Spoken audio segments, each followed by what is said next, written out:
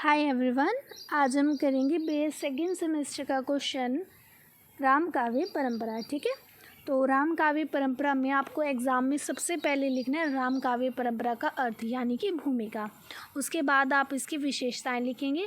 विशेषताएं आप मार्क्स के अकॉर्डिंग लिखेंगे। अगर 5 नंबर का पूछा गया है तो आप 5 विशेषताएं लिखेंगे, और अगर 8 या 9 नंबर का पूछा गया तो 8 या 9 विशेषताएं, यानी कि जितने मार्क्स का होगा आपको उतनी ही विशेषताएँ लिखनी है। ठीक है, तो चलिए अब हम स्टार्ट करते हैं। भूमिका में क्या लिखेंगे? राम काव्य धारा से अभिप्राय उस काव्य धारा से जिसमें कवियों ने भगवान विष्णु के अवतार श्री राम के चरित्र को आधार बनाकर अपने काव्य ग्रंथों की रचना की।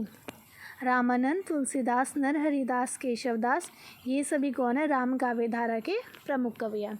राम काव्य परंपरा के कवियों की संख्या बहुत बड़ी है, लेकिन तुलसीदास के सामने अन्य सभी कवि फीके लगते हैं। रामचरितमानस, विनय पत्रिका, कवितावली, गीतावली, दोहावली, कृष्ण गीतावली, जानकी मंगल, पार्वती मंगल, रामलला नचो, रामाज्ञा प्रश्न, बरवे रामायण, ये सभी क्या है? तुलसीदास की रचनाएं हैं। अब हम देखेंगे राम काव्य की प्रवृत्तियाँ। तो राम काव्य की सबसे पहले प्रवृत्ति कौन सी है? राम का स्वरूप।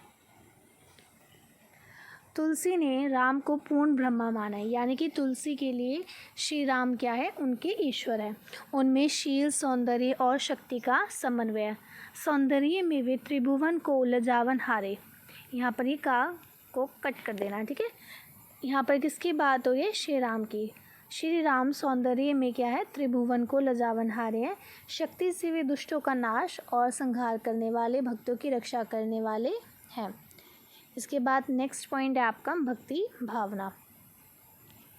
राम काव्य में ज्ञान, कर्म और भक्ति की महत्ता को स्पष्ट करते हुए भक्ति को उत्कृष्ट बताया गया है। ठीक है, राम काव्य भक्ति को ही अपने जीवन का परम लक्ष्य मानते हैं। जो राम कवि के जो भक्त हैं वो अपने जीवन का परम लक्ष्य किसे मानते हैं? प्रभु श्री राम की भक्ति करना। वे राम को सर्वश्रेष्ठ मानते हैं, लेकिन अन्य देवी देवताओं की उपेक्षा नहीं करते हैं। राम कवि जो है वो दास्य भक्ति को प्रधानता देने के साथ साथ भक्ति के अन्य अंगों को भी पूरा महत्व प्रदान करते हैं। नेक्स्ट है आपका लोक मंगल की भावना। तुलसी के राम मर्यादा पुरुषोत्तम और आदर्शों के संस्थापक है। पारिवारिक जीवन का आदर्श रूप हमें किस में देखने को मिलता है? राम कथा में। ठीक है, राम आदर्श पुत्र हैं, दशरथ आदर्श पिता, लक्ष्मण आदर्श भाई, कौशल्या आदर्श माता और हनुमान आदर्श सेवक हैं। रामचरितमानस में तुलसी ने आदर्श गृहस्थ, आदर्श समाज और आदर्श राज्य की कल्पना की है। लोक मंगल की भावना में आपकी सबसे इम्पॉर्टेंट लाइन ये लास्ट वाली है। रामचरितमानस में तुलसी ने आदर्श गृहस्थ, आदर्श समाज और आदर्श राज्य की कल्पना की है। नेक्स्ट पॉइंट है आपका पात्र एवं चरित्र चित्रण।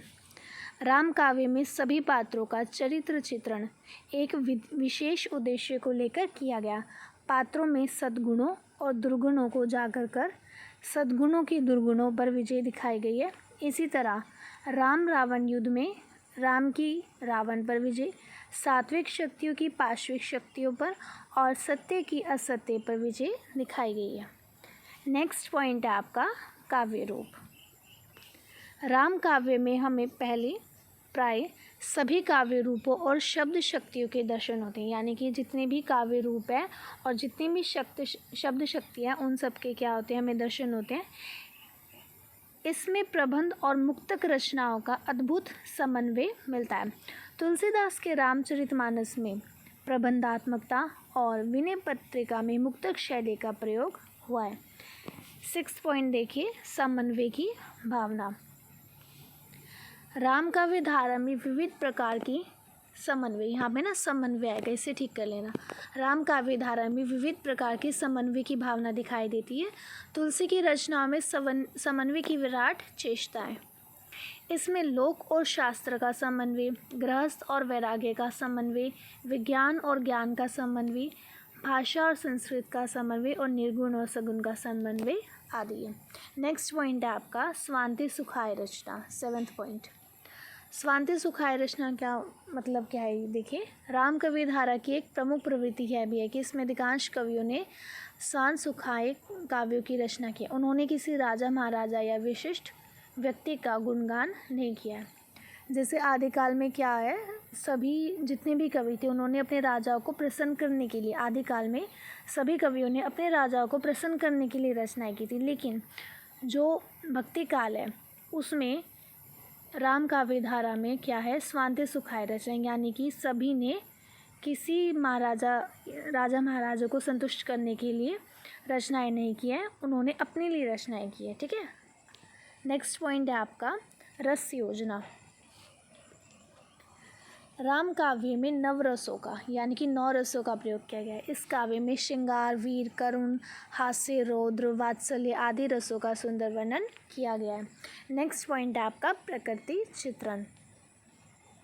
राम काव्य धारा में प्रकृति चित्रण की छटा भी देखने को मिलती है। इस काव्य धारा में कवियों ने उद्दीपन, आलंकारिक, उपदेशात्मक और मानवीकरण के रूप में प्रकृति का चित्रण किया। ये इंपॉर्टेंट लाइन है, ठीक है, ये जरूर लिखना आप एग्जाम में।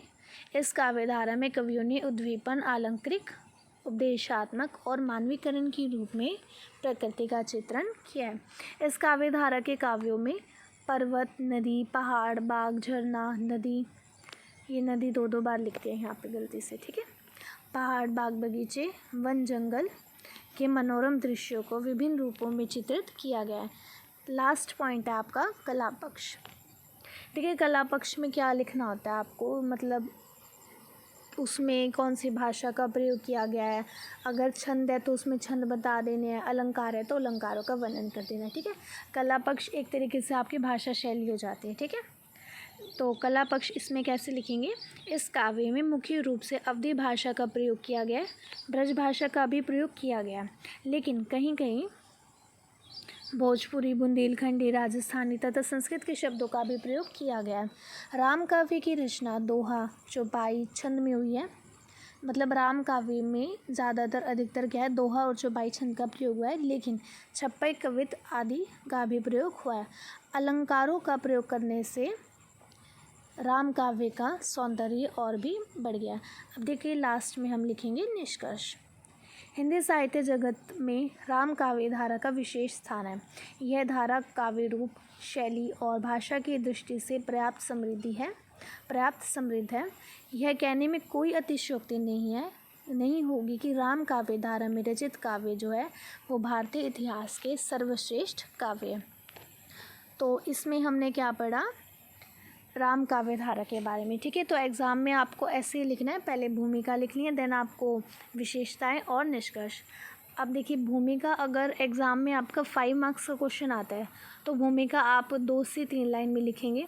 अगर ज़्यादा मार्क्स का आता है तो 4 से 5 में लिख देना, और निष्कर्ष भी सेम ऐसे ही है। अगर 5 मार्क्स का आता है तो 2 से आप 3 लाइन में लिख देना, और अगर 7 या 8 मार्क्स का आता है तो आप 5 से 6 लाइनों में लिख देना। ठीक है, लेकिन भूमिका और निष्कर्ष चाहे 4 नंबर का क्वेश्चन हो, 5 का हो, 8 का हो, भूमिका निष्कर्ष आपको ज़रूर लिखना है। ठीक है, ये याद रखना। आई होप आप सभी को इस वीडियो में समझ आया होगा। वीडियो को देखने के लिए थैंक यू।